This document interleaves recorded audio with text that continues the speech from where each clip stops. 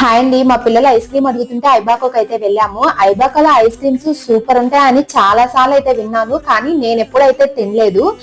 Ice creams అయితే చూడడానికి చాలా బాగున్నాయి, కానీ అన్ని ఫ్లేవర్స్ బాగుంటాయో లేదా తెలియదు. ఇంకా మా పిల్లల్ని ఏ ఫ్లేవర్ కావాలి అడిగితే మా అమ్మాయి ఏమో వెనలా అని చెప్పింది, మా వాడేమో నిమిషానికి ఒకటి మారుస్తున్నాడు అనమాట.